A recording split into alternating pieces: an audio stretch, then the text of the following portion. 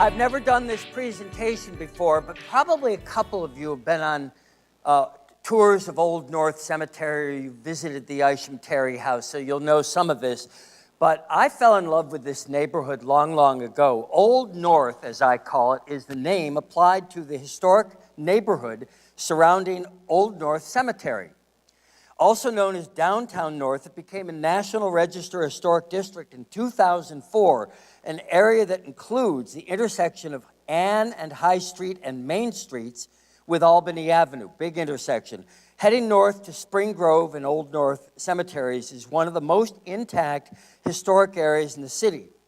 A port of entry for one generation after the next of immigrants, it has also has the most diverse history of any part of the city.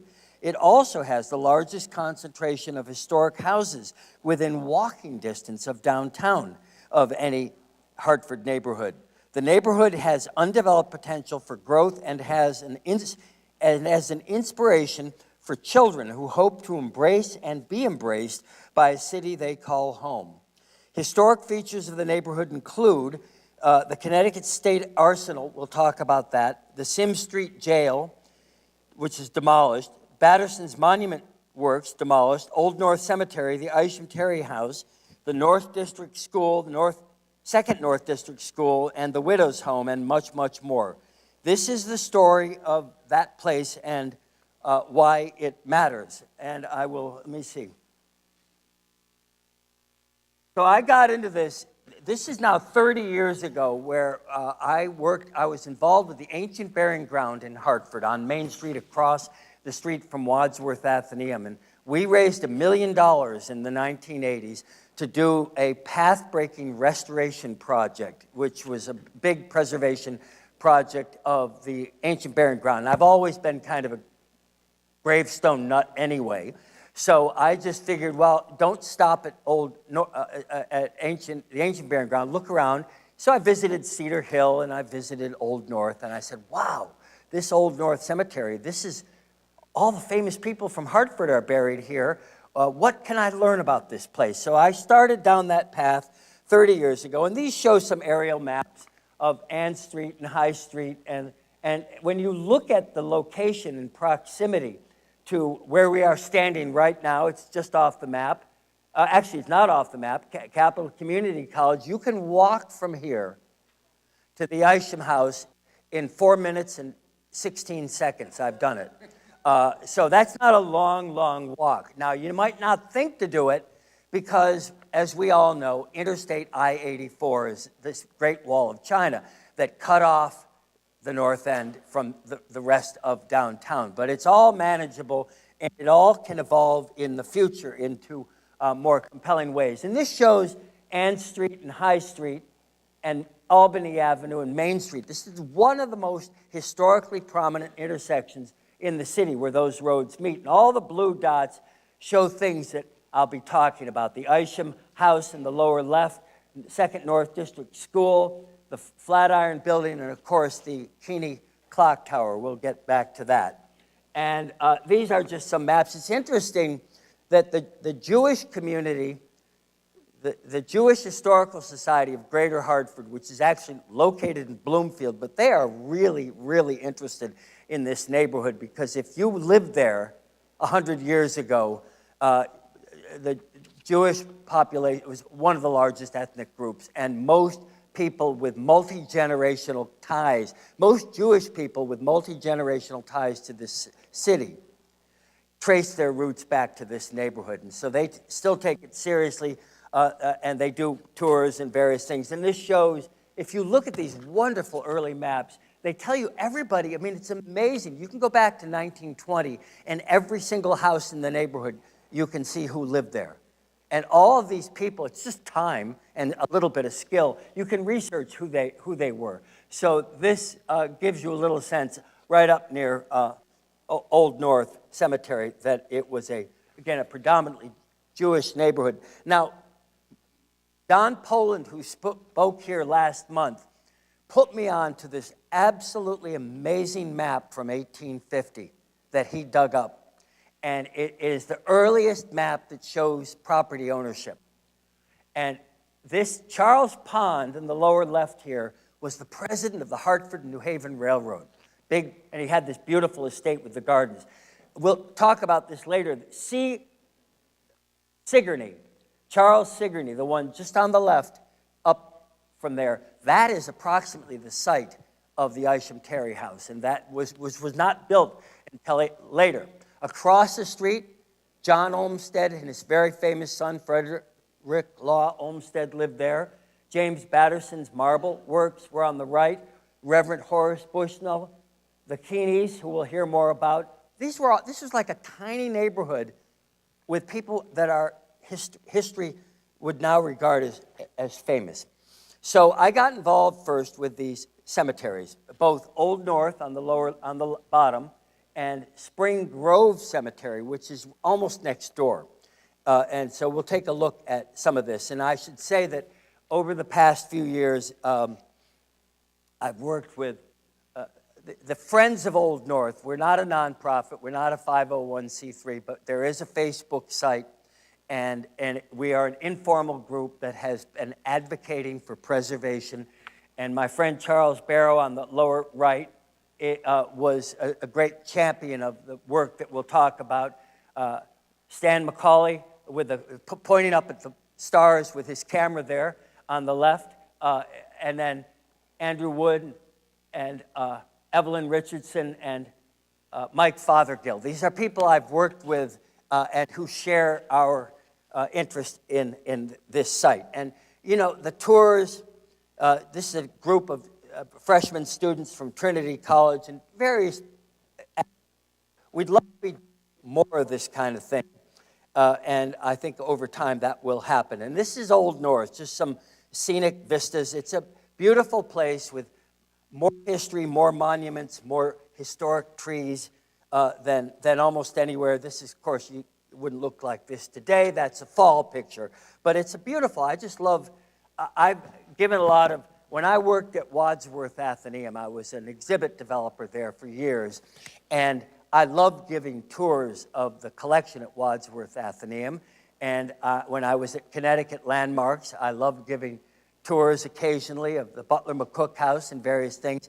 But no site in this city excites me more. This is the greatest platform for teaching Old North because it's just filled with references and associations to things that people care about. And this, again, shows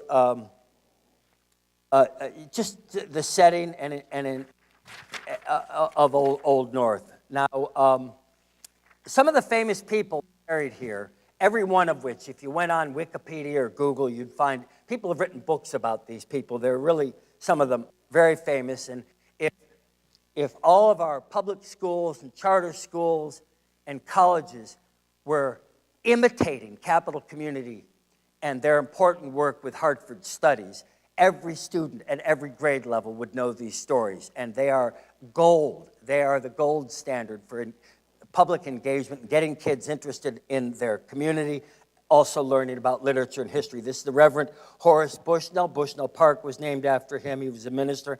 Daniel Wadsworth is buried in Old North. He was obviously the founder of Wadsworth Atheneum and a great deal more.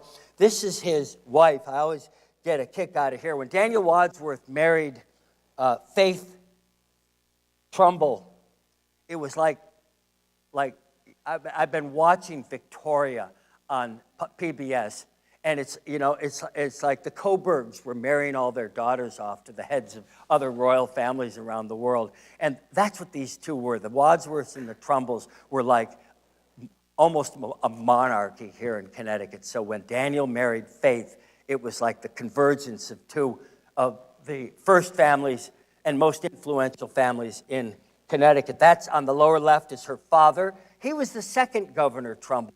The third Governor Trumbull is buried in Old North, and there was actually a fourth Governor Trumbull in the 20th century, but we won't go into that. This is the third Governor Trumbull. He's buried in Old North. His name was Joseph Trumbull, and he was the governor of Connecticut, and his wife was Harriet, the daughter of Henry Champion, and Henry Champion would not be known to you, though there is a portrait of him at Wadsworth Athenaeum, and he was a big shot general, commissary, mover and shaker during the American Revolution. So these were all people connected to the founding of our great nation. Sam Colt wanted to be buried here. He even went to the trouble of designing a gravestone, but his wife, when your wife survives you, she gets to decide, you know. And she didn't want him buried there, so she put him in the backyard at Armsmere and then moved him again to Cedar Hill Cemetery. But the monument is still there, and it's the very earliest use of the Colt coat of arms that Sam Colt designed. Frederick Law Olmsted is a giant figure. He is the first great American landscape architect. He's famous for designing Central Park in New York City, which is an international treasure. And I've spent a big part of this year reading his incredibly interesting writings about the South and on the eve of the Civil War. He just was a giant figure, and he's buried there, as are his parents, and his son in the middle there, Rick Olmsted, who continued running the Olmsted firm into the 1950s. Harriet Beecher Stowe is not even buried in Connecticut, but her sister, Mary, on the upper left is, and they were both teachers in the Hartford Female Seminary. We'll hear more about female education. Their older sister, Catherine, on the lower right, was the founder of that seminary in the 1820s and 30s, and so the Beechers have a presence here. The American School for the Deaf, originally known as the American Asylum, it would be hard to overstate how important that was. It was chartered by the federal government. It was the first school in America to address the social needs and of people, hearing impaired individuals, and it is very important. And there's a lot of American Hartford Asylum for the Deaf history in Old North. The founder of the Connecticut Historical Society is buried there. His name was Thomas Robbins. David Watkinson, the Watkinson School, the Watkinson Library, probably next to Daniel Wadsworth, the biggest, most important philanthropist in the capital city. And his estate, which did not survive into the era of photography, so we don't know what it looks like. But the map in the upper right shows it right across from Old North Cemetery, and it must have been amazing. Reverend Lewis Weld and his son, Lewis Ledyard Weld, and two sons are buried in Old North, and part of he was the superintendent, the head of the American School for the Deaf. He married one of the founder's daughters, and his sons, one of his sons, Lewis Ledyard Weld, was the commander of colored troops, as they called them, during the Civil War. The War Department in 1863 established the Bureau of Colored Troops, the 41st Regiment Colored Infantry. Their regiment commander was organized in 1864. The number of enlisted men who served in the U.S. colored troops was 178,000 during the Civil War. So if you saw the movie Denzel Washington and the movie Glory, this is that story, but it was the Massachusetts version of it, and this is in Old North. Professor Jim Williams came to Trinity College. He was born in the South and enslaved. His mother was a French Creole. He spent his early life in New York. He witnessed the duel between Aaron Burr and Alexander Hamilton and was a resident of Hamilton's household. He came to Hartford as a member of Bishop Thomas Brownell's household. Brownell was the founder of Trinity College, and he became the chief custodian of college facilities. Late in life, he was like a living link to Trinity's founding and history, and much beloved by the students. When he died, the college paid for his funeral and published a post-mortem biography and commissioned this gravestone for him. He is also in Old North, as are the largest concentration of black soldiers from the Civil War. John Crabtree, I haven't studied in any great depth, but he was at Fort Wagner, big important story involving colored troops during the Civil War. Governor William Ellsworth. There are many governors and mayors and people. He was the governor at the time of the Amistad trial, and he also represented Prudence Crandall in the famous law case about her school in Canterbury, Connecticut, where she was illegally at the time teaching black children to read and write and to get an education. So he was kind of a social reformer on the eve of the Civil War. All these great stories to tell. Don't know, I've been unable to find a thing about Joseph Cook, except that this is a gravestone that talks about how he was an African-American who died in 1832, and yet came from the South, achieved significant things, and was frankly rich enough to pay for a gravestone like this. So there's got to be a backstory. And again, all of these monuments represent stories that we can learn more about. Aleph Terry brought Winslow Homer to the Adirondacks.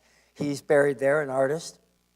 The Butlers and the McCooks of the Butler-McCook House, there's so much Butler-McCook family history in Old North. There's more there than there is anywhere, really, except the house. And these are, again, some of the monuments.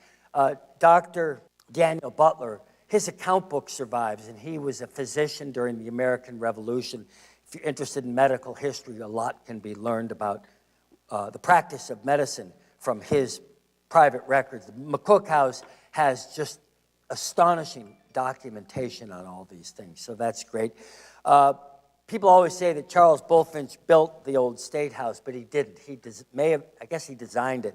The person who actually built it was John Leffenwell, an architect who also built Center Church in Hartford and many buildings in this period, the 1790 to 1820 period. He's buried there, as is Reverend Nathan Strong. He was one of the longest-serving pastors of Center Church, or the First Church. And I love probably the most illustrious director of the Wadsworth Athenaeum was this guy that you never hear about named Frank Gay. Frank Gay was the director of the Wadsworth Athenaeum during the period that they built the Colt Wing, the Morgan Wing, and he raised the money to build the Avery Wing, though died or retired just before it was built. But he was a long-time significant player in the Athenaeum history, and he lured Samuel P. Avery. You know, the private philanthropy of this city is sometimes astonishing. People interested in antiques, Aaron Chapin, one of the most famous cabinet makers in American furniture history, buried there, as is his son, Laertes Chapin, and these are things that they made. If you know the Athenaeum's collection, you may have seen that lion. That's a folk art tavern sign. William Rice, the artist, he made one of the most famous tavern sign artists in American history, in American art. He's buried in Old North. And then my favorite, and we did a big restoration project in Old North, I'll get to that, but one of the projects involved restoring Lydia Royce's gravestone, which when we found it, you can see the crack across the middle. It was face down in the mud, broken in half. She opened a boarding school for girls in Hartford in 1799. Her daughter married George Sheldon, and they actually lived at the Butler-McCook House. It gets a little complicated. She taught painting, needlework, geography, arithmetic, and music until 1832, and was one of her students at this very important early pioneering school of female education was Emma Willard, who became an iconic figure in American women's education. Next door is Spring Grove Cemetery, just as interesting, just as beautiful, a different cast of characters. Lydia Sigourney is buried there. She was the first woman in America to get rich as a writer. She was 15, 20 years older than Harriet Beecher Stowe, so she's kind of a generation before. And she wrote, I think, 40 books of poetry and prose over her lifetime. Edward Bartholomew, a lot of his sculpture is at the Wadsworth Athenaeum. He was one of the most prominent sculptors in the 1850s in America. He's buried at Spring Grove. The most famous artist in 19th century America. It's hard to get rich making art, but he did. and that would be Frederick Church. He's buried in Spring Grove, and he was recently the subject of a major exhibition at the Metropolitan Museum of Art. He was born and buried in Hartford, spent his whole adult life involved here, and advised Elizabeth Colt in the formation of her famous art collection. He's in Spring Grove. This is not a household name, but he was during the Civil War. Henry Clay Work wrote popular music and was really very famous at one time. And someday it would be fun to compile a bunch of music and go up there and put on a little audio show so people could hear. Grandfather's Clock, you can go on Apple Tunes or probably on even YouTube and find versions of that famous song. And I just get a kick out of it. I doubt anybody in the room here, except maybe Sandra, has ever heard of a real daughter. But a real daughter, this is the DAR, the Daughters of the American Revolution. And a real daughter was actually a woman whose father was in the American Revolution. Now, given that the DAR was not founded until 1890, that was hard to do. But her father was born, she was born in 1810, so she lived to be 85, 86, and in 1890, she was a real daughter. Now, her father was in the Revolution, and he must have been in his 40s or 50s. He had this child, so that's the way that works. But the DAR loved these real daughters. They thought they were, one step, it's like the apostles. Spring Grove, just beautiful things. It's the Morgan Monument on the left, and then Major Charles Larrabee, one of the founders of the Hartford Foundation for Public Giving, a philanthropist who created an endowment fund dedicated to support the cities, and this was the language of the time. The income from the money was used to support lame, maimed, and deformed females. That's what it was, and that's the way they talked in those days. So next door is St. Patrick's Cemetery. I won't go into detail, but I hope to live long enough to find somebody in this city or region that knows a lot of Irish Hartford Catholic history, because I would love to walk around St. Patrick's. The monuments are amazing, but I don't have the backstories, and I'd love to be able to give tours there someday. It's really, really important. There are 8 or 9 Jewish burial society graveyards within walking distance of Old North. This is also, of course, important North End history. If you explore the neighborhood, growing up in Old North in the 19th century, you were within a 5-minute walk of the train station, Hartford High School. One of the reasons the Ishams moved to Hartford, Dr. Isham set up his practice and bought that house, is so his sisters could attend Hartford High School, which was one of the most prestigious most people didn't go to high school in the 19th century. And those that did were either, aspirational, or they were maybe thinking of going to college. Anyway, both Isham sisters did. This was an amazing building, a crown jewel designed by Hartford architect George Keller. And we'll hear what happened to that. Within walking distance. Now, this is just on the other side of I-84. So it feels like it's downtown. But if you take I-84 out of the picture, this is like a 2-minute walk from the Isham Terry House, the Governor's Foot Guard. And this was the civic center of its era, where all the big events. Really, if you ever get a chance to get inside this building, it's really worth it. The South State Arsenal, where the military, we now have a state armory, so it serves that purpose, different building. But this was demolished. This was on the present location of the Sands School across from Old North. AME Zion and Faith Congregational Church, the oldest continuous African-American church in Hartford, are both.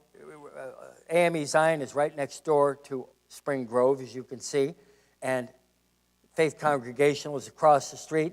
The minister of Faith Congregational was James Pennington, who got a PhD, black abolitionist, author, influencer, very important historical figure. Every kid in the school system in this city should know these names.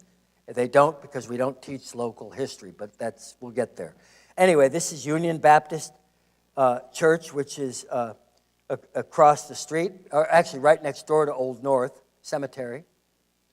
And when we do this tour in a couple of weeks, we're going to be visiting at least the outside of Sacred Heart Church. Unfortunately, this church is no longer functioning. It was the original German Catholic church in the North End. Again, you could if you had a good arm, you could throw a snowball from the Isum House and hit it. It's very close, and it's a beautiful. I focus on these historic houses of worship because I love them, and they're part of the story. Now, the Keaney Clock Tower is one of the great landmarks in the city. Built in 1898, this shows some of the activity that go on there. It's a really wonderful building. Hopefully we'll get a chance to go inside in this week of horrors as we think about Notre Dame in Paris. I get emotional about it. One of the other incredibly important landmarks in Paris is the Tower of St Jacques, built in 1508 in Paris. The Keaney Clock Tower was modeled after it. Designed by a New York architect who did a lot of work at Yale. The Keaney brothers, who we'll hear about, were probably the most important philanthropists, after Elizabeth Colt, maybe the most important philanthropists in the history of the city. This is their little gravestone at Cedar Hill, and their biggest monument, of course, is Keaney Park. But they also came up with the money for the Keaney Clock Tower. And all of these giants of the park system in Hartford, Charles Pond, Henry Keaney, Horace Bushnell, they're all buried, or they all lived in this Old North neighborhood. Friends of Keaney Park do great things. The Pond House, not the Pond House, the Keaney Tavern, overlooking the golf course, is just a great place for lunch or dinner. If you've never been, make it put it on your list for this summer. Keaney Park is a very special place.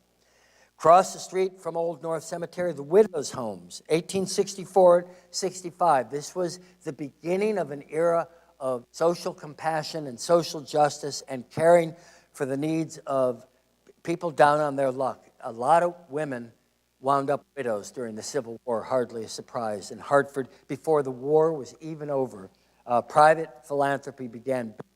Places where women could live.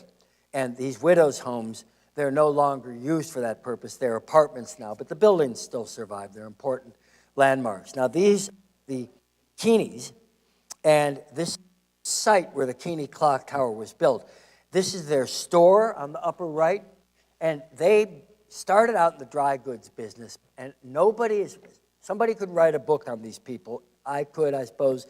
They deserve one. There's a big story. They got phenomenally rich, and the question is, how do you do that? And they obviously, it wasn't G. Fox, but it was the generation before that, and maybe they got close to having that kind of impact. Anyway, the houses where they grew up in were eventually demolished to make room for their park, for the clock tower, which they dedicated to their mother. These are some of the historic, all of the buildings I'm about to show you have been demolished, but they show you what this neighborhood had in the way of historic houses. Clockwise from the upper left is the Wiley House, was the Wiley House on the corner of Main Street and Capon. On the upper right, the Eli House from 1831, just north of I-84 at Main and Pleasant. Lower left is the Eli House, same family, different branch, near the clock tower, also demolished. And then the lower left is the Belden Street on the corner of Main and Belden Street today. These are some other houses, the Daniel Goodwin House, upper left, the Warren Rowley House, where I think that the was originally located, and then the Gillette House on North Main. Lydia Sigourney, who became so famous, this is a little photograph I made of her bas-relief sculpture, which is at Wadsworth Athenaeum.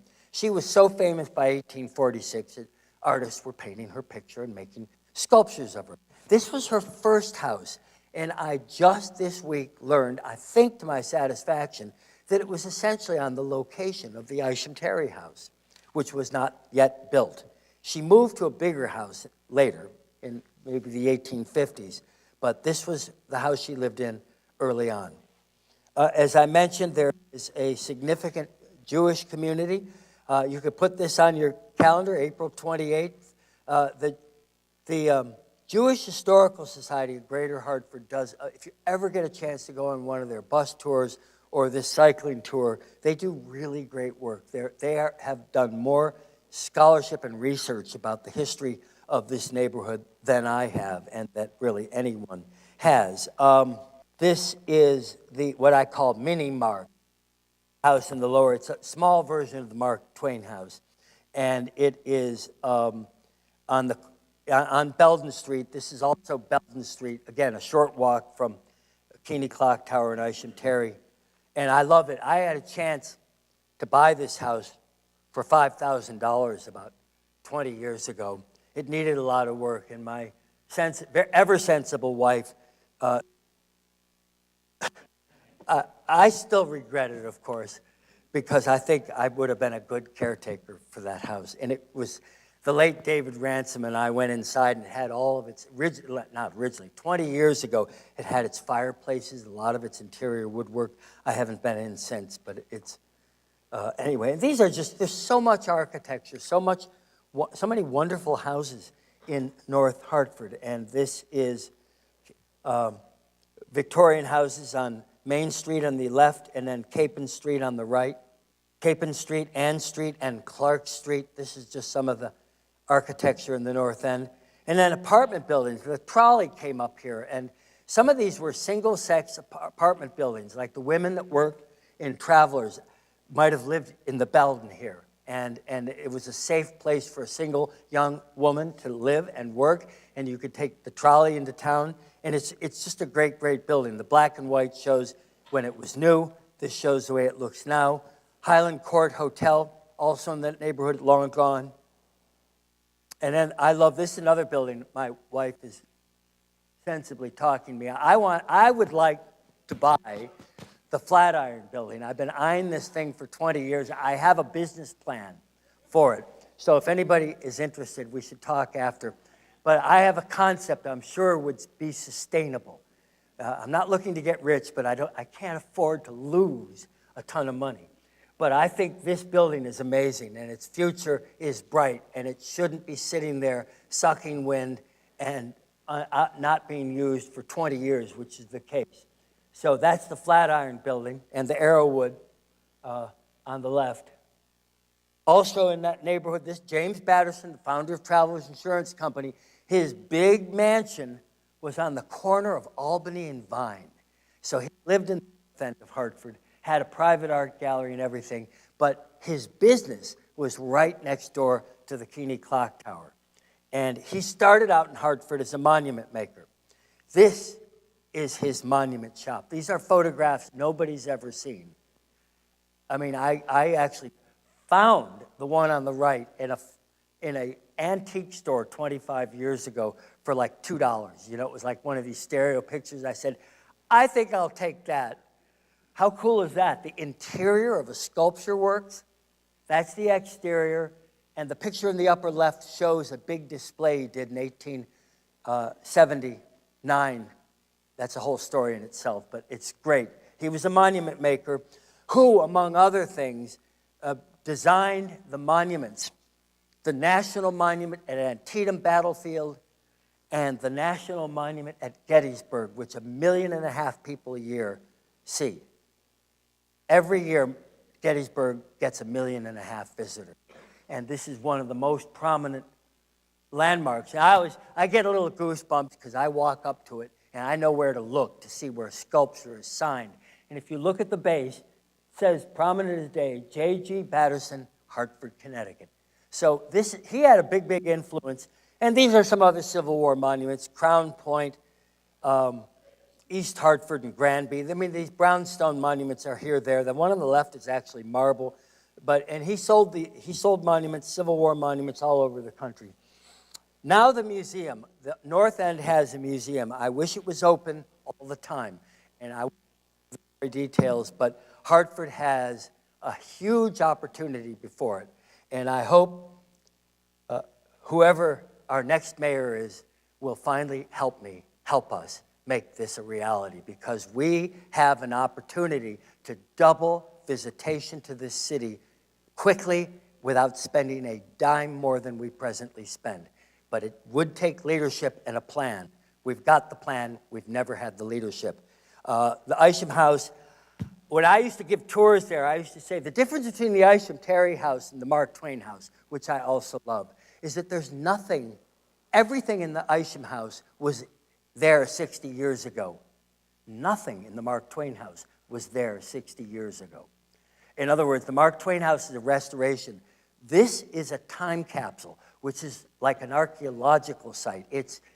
I just get goosebumps every time I set foot in there, and I hope you'll join me a week from Saturday, because we're going to be doing that. And these are some old photographs that show what the neighborhood looked like before they dropped an interstate highway in the front yard. And these women, I get emotional talking about them, because they stood up to the wrecking ball of urban renewal, and they got the highway was going to take their house by eminent domain. They made a fuss, and they not only saved it, they left money to the Connecticut Landmark Society to endow it and care for it. This is what leadership looks like to me, and I love them.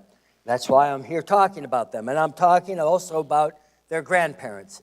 Samuel Terry was not as famous as his brother Eli Terry, but the two of them were clockmakers. And these photographs are actually in the Isum House.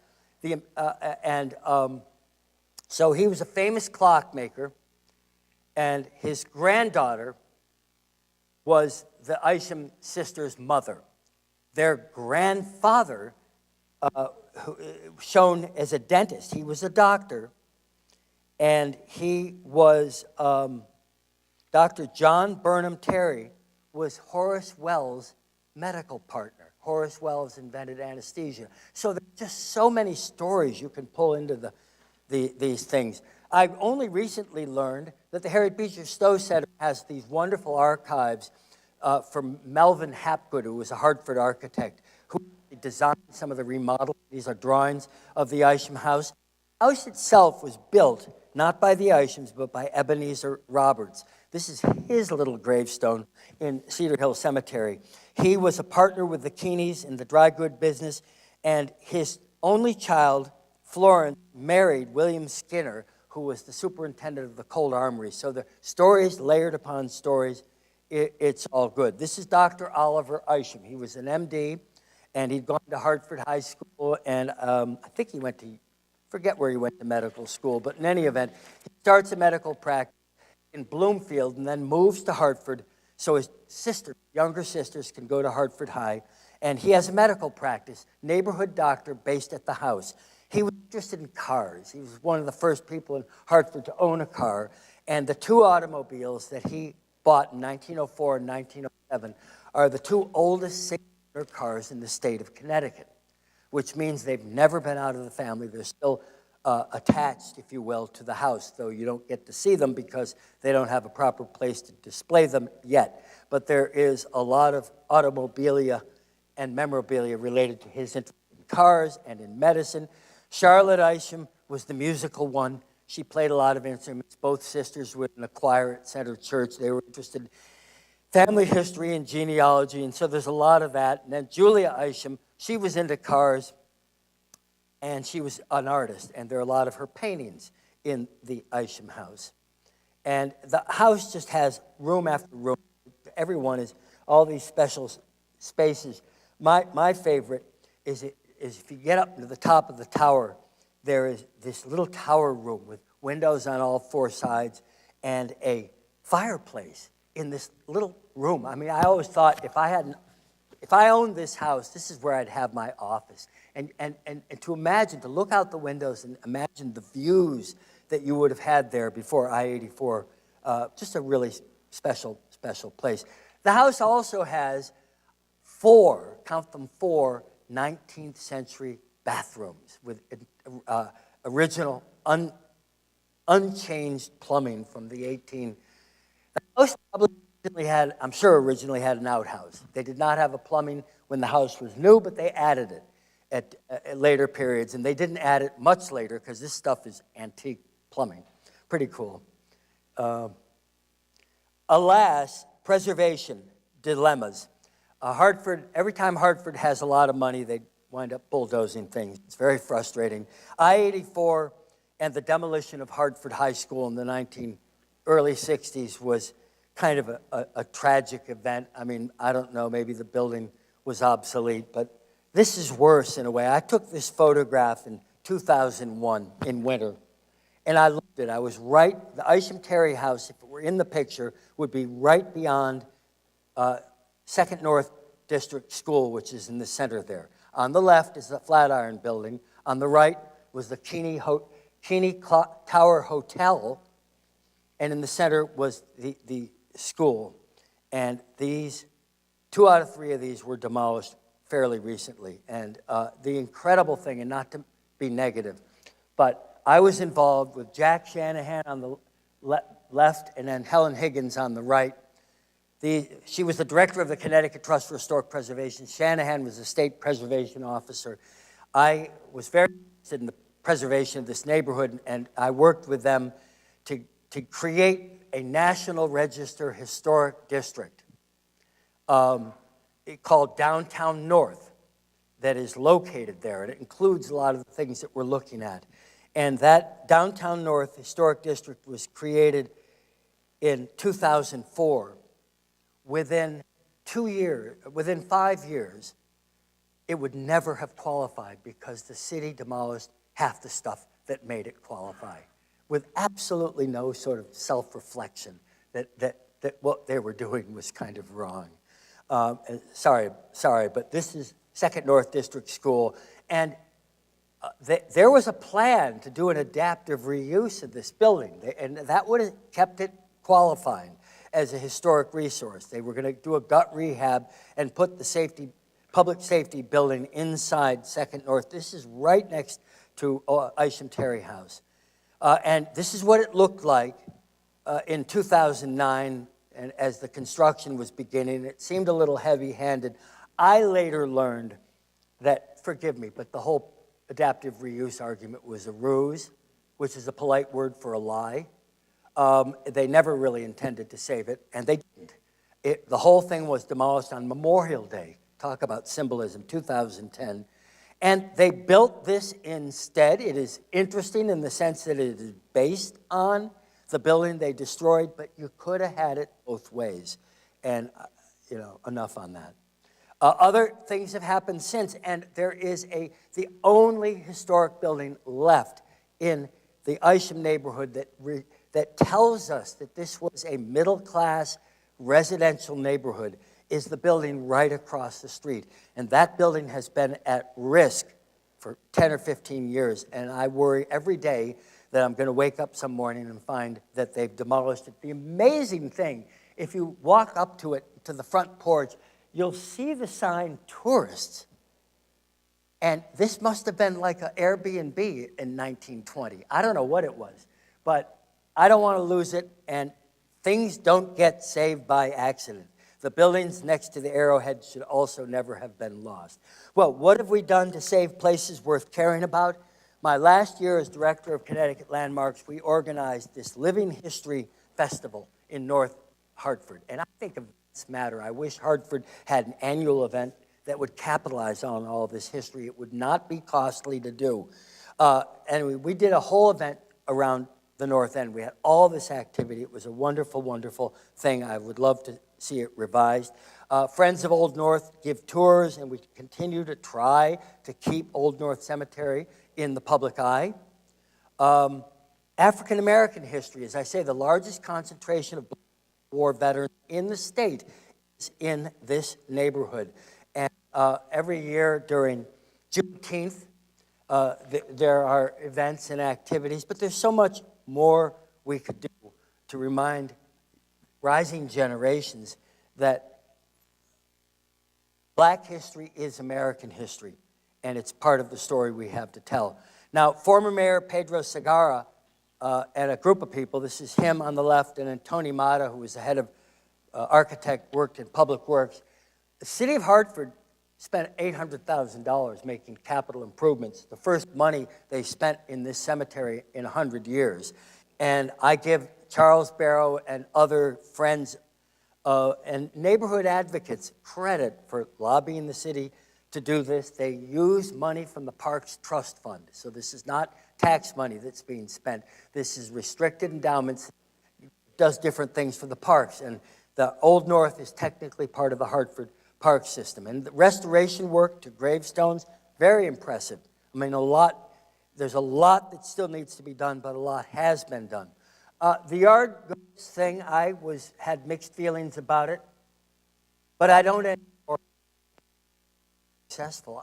It's really popular, I think. I mean, I've been to games, and I think maybe this is the leading wedge of just a interest. People are finally crossing over I-84. I spent hundreds of hours on foot in the North End, and when people say, "Oh, it's dangerous," that's ridiculous. I mean, bad things happen everywhere. It's all risk management. And I think the chance of if you're on a tour, you're doing something or anything, crime happens, and it can happen anywhere. And it's maybe a little worse. It's like when they say, if you eat too much sugar, it'll increase your risk of cancer by 20%.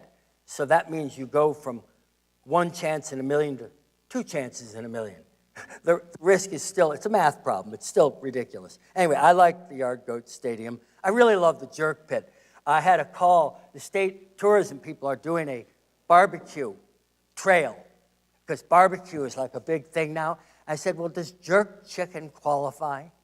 Because I love jerk chicken. And one of the many things Hartford has this huge Jamaican community, and it's the best place in Connecticut for jerk chicken. Now, there are a lot of places, Dunn's River and others, but I think the Jerk Pit is amazing. It's not far from there. Murals, all kinds of stuff that worth caring about that make North Hartford special. We have a national park.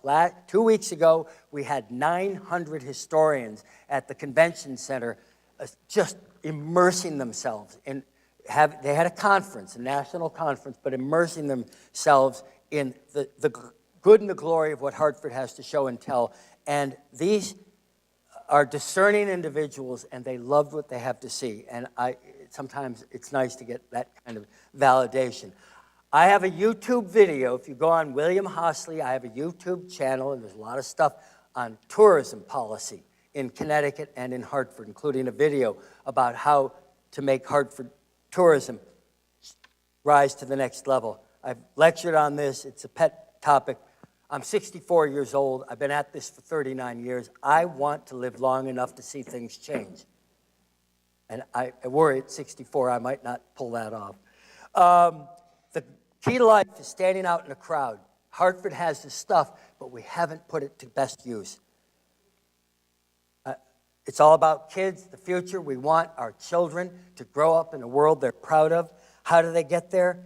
Not by staring at video screens and playing video games, but by getting out of the classroom and experiencing the things that make this city special. There's so much. As I mentioned, Black history this is a minority-majority city. So we ought to be dealing with the history of Latinos and African Americans. The African American history in this city goes back 325 years.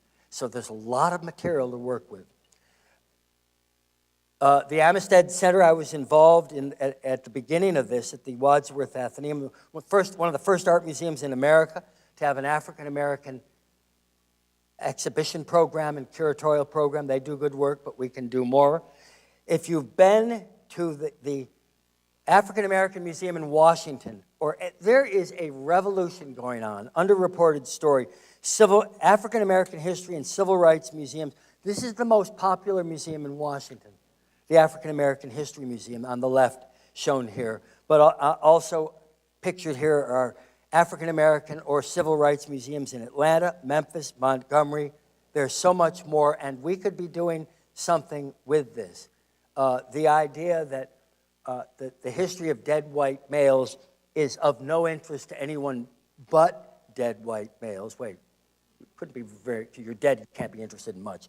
But is of no interest to anyone who isn't white is offensive to me. People care about the places they live in, and they are curious. I'll never forget going down to the Colt Monument. A Puerto Rican girl saw me in the neighborhood, and she might have figured I didn't belong, I don't know. And I'm pulling up to take a picture of the Colt statue. And she says, "Do you know who this is?" And she starts breaking. She's like a 13-year-old kid. She starts breaking into National Park Guide mode and telling me these stories. I loved it. Why does she? Because she is proud of her neighborhood and had enough curiosity to learn a little bit about it. John E. Rogers was a pioneer in assembling a collection archive of black history in Hartford. There's also a video on my YouTube channel about John E. Rogers, and Stan McCauley, who does wonderful work with video, had interviewed myself and Bill Costin and Charles Barrow about this topic. We ought to live long enough to do something with this great collection. So look at what we've got. We're sitting on a gold mine. Places like Quebec City and Charleston, South Carolina, don't have more stuff than Hartford, and they're doing 20 times as much visitation. That's money in the bank, and it's money that saves things, that preserves things, and builds civic pride. So on that cheerful note, I think I kept it to my time frame. Do join us on April 27th, and we're going to walk around and look at some of this stuff. Saturday morning, Scott's Jamaican Bakery is catering it, so when you go, $20, that looks expensive. You're getting free lunch. And it's at the Isum House, and you're getting me and my friend Jenna, who oversees McCook and Isum Terry, and a free lunch. So I hope you'll join us, and thank you.